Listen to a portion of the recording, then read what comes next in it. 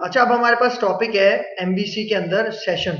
ठीक है, सेशन भी उसी तरह का कॉन्सेप्ट है जिस तरह हमने ASP.NET में पढ़ा था। ठीक है, सेशन यहाँ पे क्या काम करते हैं इसको देखते हैं। ठीक है, इसका पहला पॉइंट यहाँ पे देखो, session is a property of controller class whose type is HTTP session state based. इसका मतलब सेशन क्या है, एक प्रॉपर्टी, एक ऑब्जेक्ट है जो कि कौन सी क्लास से डिराइव किया गया है, HTTP session state based class से इसको डिराइव किया गया है। ठीक है, फिर यहाँ पे देखो, session is also use to pass data with in the ASP.NET MVC application and unlike temp data. मतलब सेशन हम क्यों यूज करते हैं कि अगर हमें अपनी एप्लीकेशन के अंदर, आपको पता है MVC एप्लीकेशन में डिफरेंट व्यूज होते हैं, HTML पेजेस होते हैं, और उनके दरमियान अगर मुझे डेटा ट्रेवल करवाना हो, ठीक है, तो मैं यहाँ पे किसका यूज कर सकता हूँ, सेशन का।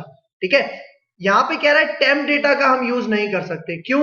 क्योंकि टेम्प डेटा हमने प्रीवियस लेक्चर में पढ़ा था, प्रीवियस वीडियो में, कि टेम्प डेटा जस्ट एक रिक्वेस्ट से जब हम दूसरी रिक्वेस्ट पे जाते हैं तब तक ही डेटा मेंटेन रखता है, लेकिन अगर दूसरी से तीसरी रिक्वेस्ट में जाऊंगा तब डेटा मेंटेन नहीं रखेगा। ठीक है, लेकिन सेशन के केस में यहाँ पे क्या होता है कि जब सेशन क्रिएट होता है, ठीक है, उसके बाद सेशन को आप अपनी पूरी एप्लीकेशन में मुख्तलिफ रीडायरेक्ट करवा के मूव करवा सकते हो इसका डेटा। ठीक है, ये एडवांटेज है सेशन का। जिस तरह हमने ASP.NET में पढ़ा था। ठीक है, ASP.NEट में हमने क्या पढ़ा था, फॉर एग्जाम्पल हम लॉगिन फॉर्म बनाया था और लॉगिन करवाते वक्त हम सेशन क्रिएट करवाते थे। ठीक है, और उस सेशन के अंदर जो भी डेटा स्टोर होता था, हमने यूजर नेम स्टोर करवाया था, और उस यूजर नेम को मैं मल्टीपल पेजेस पे क्या करवाता था, रिट्रीव करवाता था। उसी तरह मैं मल्टीपल व्यूज में सेशन के अंदर, सेशन के ऑब्जेक्ट के अंदर, सेशन के ऑब्जेक्ट के वेरिएबल के अंदर जो भी डेटा है वो मैं रिट्रीव करवा सकता हूं अलग अलग रीडायरेक्ट्स के ऊपर। ठीक है, रीडायरेक्ट्स का मतलब जब मैं एक पेज से दूसरे पेज पे जाता हूं। ठीक है, फिर यहां पे देखो इसका एक और important point, it persist for its expiration time, default time is 20 minutes but it can be increase. इसका मतलब कि जो हम सेशन क्रिएट करते हैं ना, जो ऑब्जेक्ट बनता है सेशन का, वो 20 मिनट्स के लिए बनता है। फॉर एग्जाम्पल आपने सेशन क्रिएट किया, मतलब जब हम लॉग इन होते हैं तो सेशन क्रिएट होता है ना। ठीक है, उसके बाद अगर मैंने सेशन क्रिएट करने के बाद, लॉग इन करने के बाद मैंने कोई काम नहीं किया, किसी लिंक पे क्लिक नहीं किया, ठीक है, फॉर एग्जाम्पल आधे घंटे तक मैंने कोई भी क्लिक नहीं किया, तो हमारा सेशन कितने मिनट्स बाद एक्सपायर हो जाता है, 20 मिनट्स बाद। ठीक है, तो उसके बाद क्या होगा, दोबारा मुझे सेशन क्रिएट करना पड़ेगा, दोबारा लॉग इन करना पड़ेगा। ठीक है, सही है। अच्छा, इसको सबसे पहले प्रैक्टिकल इंप्लीमेंट करके देखते हैं। ठीक है, फिर यहाँ पे आते हैं। ठीक है, मैं विजुअल स्टूडियो पे आता हूँ, न्यू प्रोजेक्ट हम लेते हैं। ठीक है, और यहाँ पे वेब और ASP.NET वेब एप्लीकेशन। ठीक है, और यहाँ पे आके मैं इसको कहता हूँ सेशन इन MVC। ठीक है, और इसको ओके करते हैं। ठीक है, अब यहाँ पे आता हूँ, कंट्रोलर्स के ऊपर राइट क्लिक करते हैं और फिर मैं जाता हूँ ऐड में और ऐड करके मैं एक कंट्रोलर यहाँ पे ऐड करता हूँ। ठीक है, और MVC5 एम्प्टी कंट्रोलर ले लेते हैं। सही, और यहाँ पे होम कंट्रोलर इसका नाम रखते हैं, ऐड करते हैं इसको। सही, देखो ये कंट्रोलर हमारे पास ऐड हो गया और इसका डिफॉल्ट फंक्शन आ गया इंडेक्स। ठीक है, जो हमारा मेन पेज होता है। अब इसके साथ में एक व्यू अटैच करता हूँ। इसके ऊपर राइट क्लिक करो इंडेक्स के ऊपर, और फिर हमारे पास ऑप्शन आएगा सेकंड पे ऐड व्यू। ठीक है, और व्यू का नाम हम यही रहने देते हैं, इंडेक्स। इसको ऐड करवाते हैं। ठीक है, अब देखो इसके साथ साथ ये हमारे पास इंडेक्स का एक्शन मेथड है। अब इसी के साथ साथ मैं कुछ और एक्शन मेथड यहाँ पे बनाता हूँ। ठीक है, एक इंडेक्स के लिए बनाता हूँ, एक मैं बनाता हूँ यहाँ पे अबाउट के लिए। ठीक है, अबाउट स्पेस के लिए। ठीक है, यहाँ पे इसका नाम अबाउट रखते हैं। और फिर तीसरा बनाते हैं यहाँ पे कॉन्टेक्ट के लिए। ठीक है, सही है, और यहाँ पे आके अबाउट का भी मैं एक व्यू क्रिएट कर लेता हूँ। इस एक्शन मेथड का ऐड व्यू करते हैं और इसका नाम अबाउट ही रहने देते हैं, ऐड। ठीक है, फिर इसके बाद तीसरा हमारे पास कॉन्टेक्ट, इसके ऊपर राइट क्लिक करो और ऐड व्यू। ठीक है, और इसका नाम भी हम ये कॉन्टेक्ट रहने देते हैं। ठीक है, अब यहाँ पे आते हैं। अब देखो फॉर एग्जाम्पल हमने अभी तक व्यू डेटा पढ़ा था, व्यू बैक, टेम्प डेटा, और अब हमारे पास है सेशन।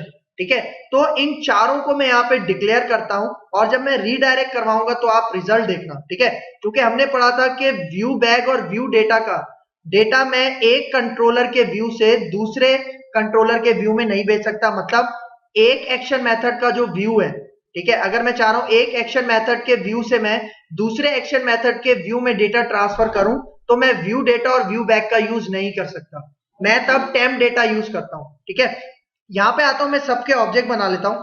ठीक है, व्यू डेटा, ठीक है, और इसका मैं यहाँ पे एक वेरिएबल बनाते हैं, इसका नाम रखते हैं var1। ठीक है, और इसके अंदर मैं कहता हूं message data comes from view data. ठीक है, और इसी को मैं कॉपी करता हूं। अब मैं एक व्यू बैक का ऑब्जेक्ट बना लेता हूं, यहाँ पे कहता हूं data comes from view back, और व्यू बैक की हम डायनेमिक प्रॉपर्टी यूज करते हैं व्यू बैक, और उस प्रॉपर्टी का नाम मैं रख देता हूं var2। ठीक है, फिर इसी तरह यहाँ पे आते हैं, अब टेम्प डेटा क्रिएट करता हूं। ठीक है, तो टेम्प डेटा में जस्ट यहाँ पे क्या होगा, व्यू की जगह टेम्प आ जाएगा, बाकी उसमें भी हम यही की पेयर में डेटा देते हैं। ठीक है, इसका नाम var3 रख देता हूं, और यहाँ पे कहता हूं data comes from temp data. ठीक है, अब आ जाते हैं यहाँ पे सेशन के ऊपर। ठीक है, चौथा जो था। ठीक है, तो यहाँ पे मैं सेशन, ठीक है, और इसका नाम मैं यहाँ पे वेरिएबल का नाम रखता हूँ var4, और इसके अंदर मैं डेटा यहाँ से कॉपी करता हूँ। ठीक है, और यहाँ पे कहता हूँ डेटा कम्स फ्रॉम सेशन। ठीक है, सही है।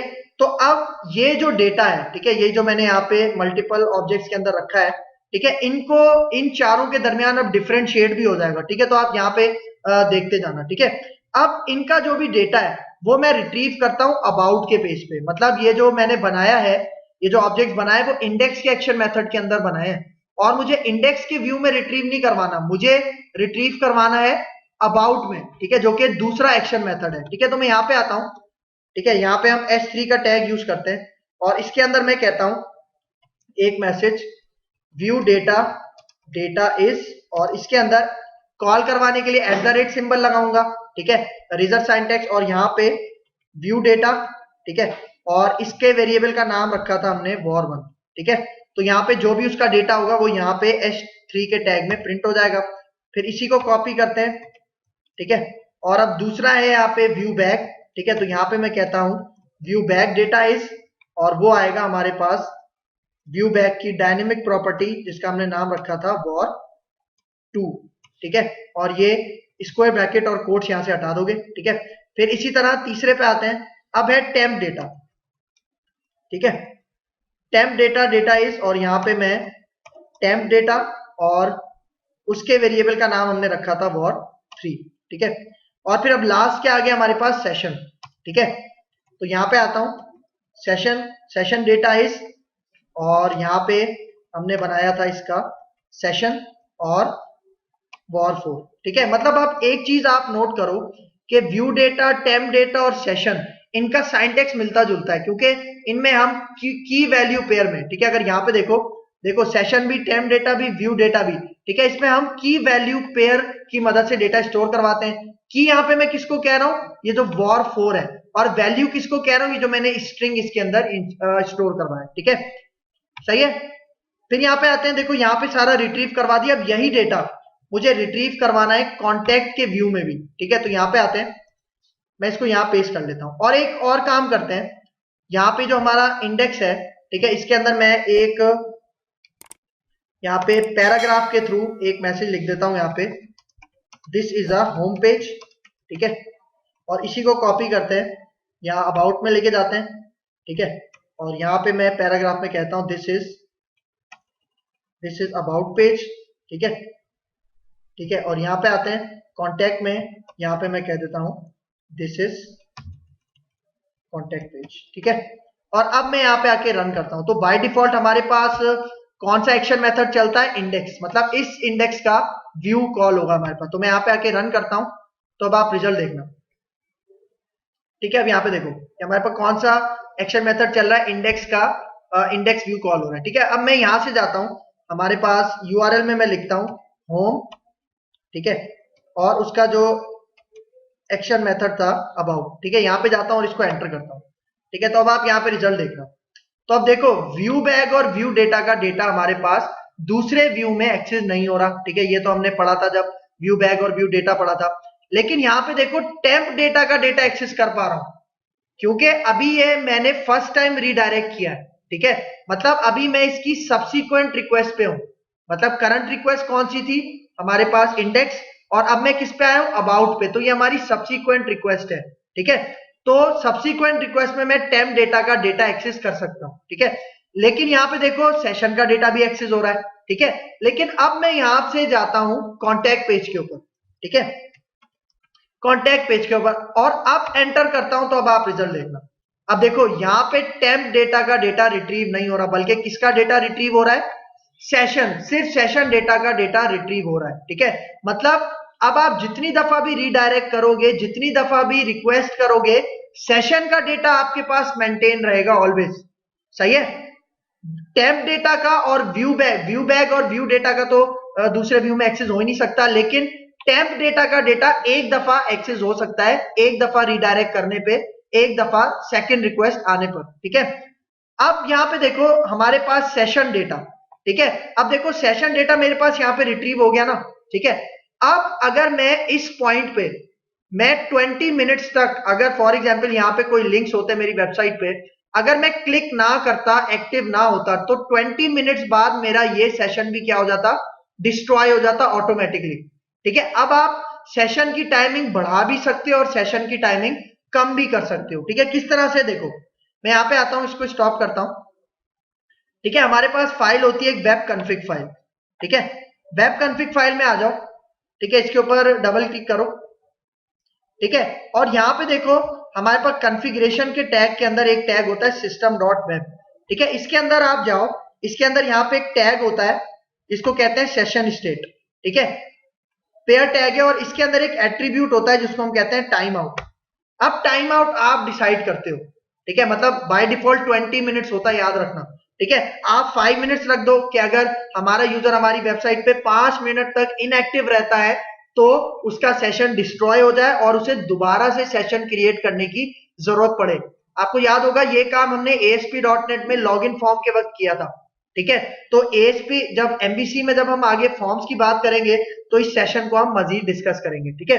अब देखो 20 से आप कम भी कर सकते हो, 20 से आप ज्यादा भी कर सकते हो, ठीक है, दोनों चॉइसेस आपके पास है, ठीक है। तो फिलहाल मैं इस लाइन को यहाँ पे कमेंट कर देता हूँ, Ctrl+K Ctrl+C, ठीक है। और अब यहाँ पे आते हैं थ्योरी के ऊपर, ठीक है। अब यहाँ पे इसका पॉइंट देखो, session is valid for all request not for a single redirect. देखो सिंगल रीडायरेक्ट मतलब अगर मैं एक दफा रीडायरेक्ट कर रहा हूं तो इस केस में टेम्प डेटा मैं यूज कर रहा था, लेकिन अगर मैं चाह रहा हूं मैं जितनी दफा भी मेरा पेज रीडायरेक्ट हो, रीलोड हो, मेरे पास सेशन का डेटा सेव रहे, ठीक है, तो मैं यहाँ पे क्या यूज करता हूं, सेशन, ठीक है। ये आपके पास का कॉन्सेप्ट है। फिर यहाँ पे देखो it also requires type casting for getting data, मतलब अगर इसके अंदर आप डेटा स्टोर करवा रहे हो और जब आप उसे रिट्रीव करवाते हो तब आपको टाइप कास्ट करना जरूरी है। किस तरह से, देखो मैं यहाँ पे आता हूं, ठीक है, ये जो हमारा इंडेक्स था जिसके अंदर हमने ये होम कंट्रोलर पे जाते हैं और ये जो इंडेक्स है, ठीक है, एक्शन मेथड, इसके अंदर मैं आता हूं और यहाँ पे मैं एक एरे क्रिएट करता हूं, ठीक है। एरे का नाम रखता हूं मैं फॉर एग्जाम्पल स्टूडेंट्स, ठीक है, और इसके अंदर मैं कुछ स्टूडेंट्स का नाम दे देता हूं, ठीक है, अली, आमिर, ठीक है, अफनान, और यहां पे हम कर देते हैं आसिम, ठीक है। अब ये एक एरे है, अब मैं ये सेशन के ऑब्जेक्ट को स्टोर करवाना चाह रहा हूं, ठीक है। तो यहाँ पे आते हैं सेशन, इसका नाम मैं रखता हूं war5, ठीक है। की के अंदर की हमेशा स्ट्रिंग होनी चाहिए, याद रखना, ठीक है, और इसके अंदर मैं पास करवाता हूं स्टूडेंट्स।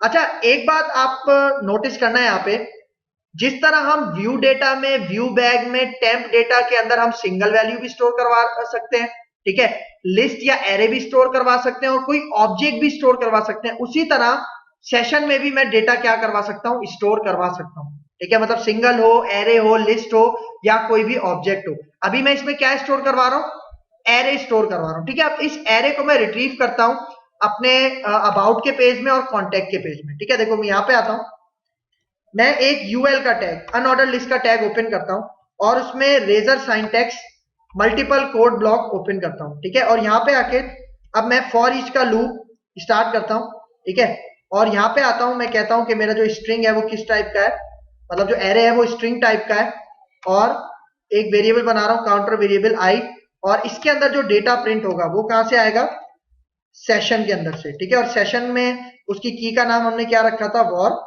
5, ठीक है। लेकिन अब देखो यहां पे इस पॉइंट पे आएगा एरर, ठीक है, क्योंकि सेशन को भी टाइप कास्टिंग रिक्वायर होती है, ठीक है, जिस तरह व्यू डेटा को होती है और जिस तरह टेम्प डेटा को होती है, ठीक है, उसी तरह सेशन को भी टाइप कास्टिंग रिक्वायर होती है। सिर्फ किसे टाइप कास्टिंग रिक्वायर नहीं होती, व्यू बैक को, ठीक है, ये बात याद रखना। तो यहां पे आके मुझे पता है कि इसके अंदर स्ट्रिंग एरे है, तो मैं यहां पे इसको स्ट्रिंग एरे में क्या करवा लेता हूं, कन्वर्ट करवा लेता हूं, ठीक है। और अब इसके अंदर मैं li का टैग ओपन करता हूं, और यहाँ पे जो i वेरिएबल था जिसके अंदर एरे की वैल्यू 1 बाय 1 स्टोर हो रही है और li में प्रिंट हो रही है, ठीक है, ये मैंने यहाँ पे सेट कर लिया। इसी को मैं कॉपी करता हूं और इसको मैं कॉन्टैक्ट में, ठीक है, यहां पे भी मैं क्या करता हूं, इसको रिट्रीव करवा लेता हूं, ठीक है। तो अब देखो टाइप कास्टिंग कर ली, तो अब अगर मैं यहां पे आके यहां पे रन करता हूं, ठीक है, तो अब आप इसका भी रिजल्ट देखना, ठीक है। व्यू बैक क्या करता था, ऑटोमेटिक टाइप कास्टिंग आपको करके देता था, ठीक है, लेकिन व्यू डेटा के केस में, टेम्प डेटा के केस में और सेशन के डेटा केस में आपको खुद से टाइप कास्टिंग करनी जरूरी है, ठीक है, ये पॉइंट याद रखना, ठीक है। अब यहाँ पे आते हैं, देखो ये अब हमारा होम पेज है, मतलब इंडेक्स सेक्शन का इंडेक्स व्यू। मैं यहाँ पे आता हूँ होम, और अब यहां से मैं जाता हूं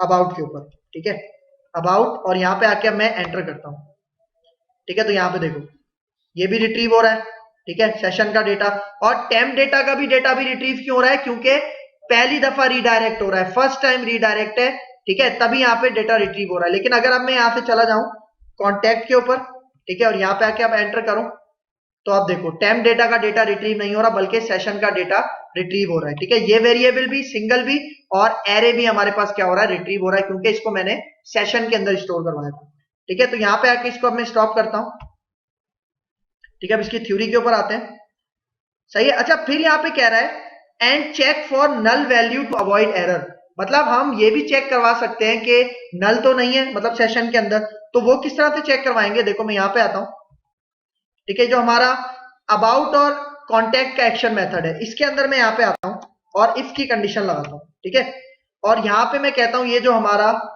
फॉर एग्जाम्पल ये वाला जो वेरिएबल है, कौन सा, var4, जिसमें मैंने सिंगल लाइन डेटा स्टोर करवाया है, मैं कहता हूं यहाँ पे अगर ये बराबर नहीं है नल के, सही है, तो क्या हो, तो यही जो हमारे पास था ये टू स्ट्रिंग में कन्वर्ट होने के बाद कहां पे चला जाए, व्यू में चला जाए, ठीक है। और एल्स में मैं क्या काम करवा सकता हूं, देखो अभी हमारे पास हम क्या काम करवा सकते हैं, एल्स में हमने, आपको याद होगा जब ASP.NET में हमने लॉगिन फॉर्म पढ़ा था, तब हमने अगर सेशन नल है तो वापस वो रीडायरेक्ट कहां हो जाए, लॉगिन फॉर्म के ऊपर, लेकिन अभी तो हमारे पास लॉगिन फॉर्म नहीं है ना, ठीक है। तो एल्स के केस में आप, अगर आपको नजर आ रहा है कि सेशन नल है, तो आप क्या करवा दो, एल्स के पार्ट में कहीं और रीडायरेक्ट करवा दो जहां पे आपका लॉगिन फॉर्म है, ठीक है। तो फिलहाल अभी हमारे पास ऐसा केस नहीं है, तो जस्ट मैं ये चेक करवा रहा हूं कि सेशन var4 जो है ये नल तो नहीं है, अगर नल नहीं है तो क्या हो जाए, सेशन का जो वेरिएबल है इसके अंदर जो डेटा है वो टू स्ट्रिंग में कन्वर्ट होकर व्यू को सेंड हो जाए, ठीक है। फिर इसी को मैं यहाँ पे कॉपी करता हूं, ठीक है, और यहाँ पे पेस्ट कर देता हूं, ठीक है, क्योंकि कॉन्टैक्ट पे भी मैं चेक करवा रहा हूं, ठीक है। तो आपके पास अबाउट के केस में भी और कॉन्टैक्ट के केस में भी ये वाली कंडीशन ट्रू होगी और ये हमें व्यू में नजर आ जाएगा, ठीक है, सही है। तो यहां पे अब मैं आता हूं, आगे चलते हैं। अब देखो एक बहुत important point, session has a performance drawback, ठीक है, सेशन के थ्रू एक परफॉर्मेंस का इशू होता है, ठीक है, because it slow down the application, that's why it is not recommended to always use session, session can be used according to the situation, मतलब कि अगर आपको सिंगल रीडायरेक्ट करवाना है तब आप टेम्प डेटा का यूज करो, ठीक है। अगर आपको रीडायरेक्ट नहीं करवाना, अगर आपको कंट्रोलर से व्यू में डेटा सेंड करना है तो आप व्यू डेटा या व्यू बैग यूज करो, ठीक है। लेकिन अगर आप चाह रहे हो कि आपका ये जो डेटा है वो हर पेज में, हर व्यू में मेंटेन रहे, तब आप यूज करोगे सेशन, ठीक है। मतलब अगर बिल्कुल आपको बाकी सेशन यूज करना है तब आप यूज करोगे, लेकिन अगर सेशन का काम व्यू बैग, व्यू डेटा या टेम्प डेटा कर सकता है, तो आपने उनको प्रायोरिटी देनी है, क्योंकि सेशन क्या करता है, आपकी एप्लीकेशन को थोड़ा सा स्लो डाउन कर देता है, ठीक है, मतलब परफॉर्मेंस इशू है उसमें, ठीक है। तो ये हमारे पास टॉपिक है session in ASP.NET MVC। Clear है यहां तक?